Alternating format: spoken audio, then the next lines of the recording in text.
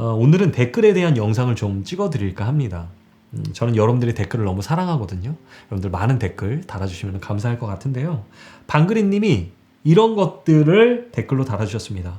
둘 다 희생 안 하려 하면 어떻게 사랑한다 말할 수 있으며 어떻게 사랑이 유지될까요? 라고 질문을 남겨주셨어요. 둘 중에 아무도 희생하지 않으면 사랑이 어떻게 유지할 수 있을까요? 라고 말씀을 남겨주신 겁니다. 아마 썸네일이 이렇게 올라가면 좋을 것 같아요. 둘 다 희생을 안 하려면 어떻게 사랑이 유지될까요? 라는 내용들로 올라가면 참 좋을 것 같아요. 여러분들 생각은 어떠십니까? 둘 다 희생을 안 하고 어느 한쪽도 희생을 안 한다. 그럼 이 관계가 유지가 될까요? 우리 한번 좀 생각을 해봅시다. 그러면 이 내용들에 대해서 우리가 생각을 할 때 희생이라는 것들, 특별히 희생이라는 것들에 대한 정의가 뭘까? 그리고 사랑 안에 희생은 과연 있는 게 좋은 걸까? 없는 게 좋을 걸까? 생각해 볼 필요성이 있는 거죠. 근데 제가 이 댓글을 읽으면서 저는 여러분들이 쓴 댓글들을 한 분 한 분씩 다 읽는답니다. 그래서 댓글도 달아드리고 있죠. 아마 방그린님은 내가 누군가한테 어떤 희생을 할 때 좋은 사랑의 경험이 있거나 아니면 둘 다 희생으로 사랑을 할 때 좋았던 경험이 있으실 수도 있고 아마 이 희생이라는 단어에 반응하시는 거 보니까 이 희생에 대한 사랑을 지금 하고 계시는 분인 것 같아요. 물론 사랑에 답은 없습니다. 답은 없어요. 근데 한 번쯤은 생각을 해보셔야 된다는 겁니다. 뭐냐? 이 희생이 나에 대한 희생인가? 아니면 상대를 위한 희생인가? 이 희생은 과연 무엇 때문에 하는 건가? 근데 많은 사람들이 이 희생이라는 건 나를 위해서 희생을 하는 것이 아니라 상대방을 위해서 희생할 때 희생이라는 단어를 쓰게 되는 겁니다.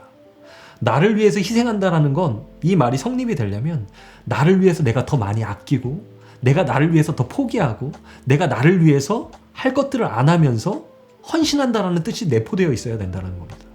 사랑에 있어서 희생이라는 건 내가 아닌 나보다 이 상대방을 위해서 내가 내려놓고 혹은 이 상대방을 위해서 상대방이 주체가 된다라는 거죠. 제가 쉬운 예로 들어드리도록 하겠습니다. 희생을 말할 때 제가 자주 썼던 표현 방법인데 어떤 학부모가 있었어요. 자식을 갖기 위해서 수년 동안 노력 끝에 실험관 아이를 통해서 이 아이를 낳게 됩니다. 이 아이가 어릴 때부터 커오면서 이 엄마한테는 이 아이가 세상이 되는 거죠. 세상과 바꿀 수 없는 아이. 그렇기 때문에 이 엄마는 결정을 합니다. 내가 아이를 위해서 희생하겠다. 내가 이 돈을 벌고 내가 친구들을 만나고 내가 취미를 갖는 것들을 모든 것들을 포기하고 이 아이를 너무 사랑하기 때문에 희생하겠다. 그리고 이 아이는 성장을 합니다. 유치원에 가고 초등학교를 가고 중학교를 가요. 그런데 이 엄마는 어린 시절 힘들었기 때문에 아이에게 너무 많은 것들을 해주고 싶어요. 사랑하니까. 그래서 아침부터 저녁까지 하루에 12시간씩 일하면서 이 모든 재정을 자식한테 다 투자합니다. 쉬는 날도 없이 모든 것들을 자식한테 투자해요. 그리고 심지어 아이가 학원을 한두 개만 다니는 것이 아니라 학원을 5개, 6개, 피아노, 첼로, 태권도, 미술, 수학, 영어 그리고 끝날 때마다 이 아이를 위해서 차로 기다려 줍니다. 또 태우고 집에 옵니다. 또 학원을 바래다 줍니다. 이때 생각해 보셔야 됩니다. 엄마는 이 자식이 엄마의 세상입니다. 그리고 이 희생은 이 자식을 위한 희생이 아니라 엄마를 위한 희생이라는 거죠. 이 자식은 시간 속에서 친구들과도 놀고도 싶고 자기만의 시간도 갖고 싶고 자기만의 세상을 살고 싶은데 계속 엄마는 사랑한다는 이유로 희생하는 거예요. 난 널 위해서 하는 거야. 난 널 위해서 하는 거야. 이때 자식이 엄마 나 친구들과 놀래요. 아니 너 학원 가야지. 너 왜 이렇게 집에 늦게 들어오는 거니? 엄마 서운해. 왜? 이 엄마는 이 자식을 너무 사랑하기 때문에 친구들도 안 만나고 돈 버는 거 외에는 이 자식 생각뿐이 없는 거죠. 이때 이 희생이 과연 온전하냐는 거예요. 이 아이는 너무 괴로운데, 이 아이가 원하는 희생은 이런 게 아니잖아요. 바라지도 않았고, 그럼 이 희생은 누구를 위한 거예요? 어떻게 보면 욕심일 수 있는 겁니다. 이 엄마의. 근데 여기서 중요한 거, 엄마가 과연 이렇게 할 때 행복하냐는 거예요. 엄마가 과연 이렇게 자기 젊음과 자기 인생을 다 포기하면서 이 사람한테 헌신할 때 이 자식으로부터 정말 피드백을 다 받을 수 있냐는 거예요. 전 없다라고 생각합니다. 왜? 사람은 절대 믿음의 대상이 아니기 때문에 그래요. 사랑의 대상이기 때문에. 사랑하니까 희생하는 건데요? 아니요.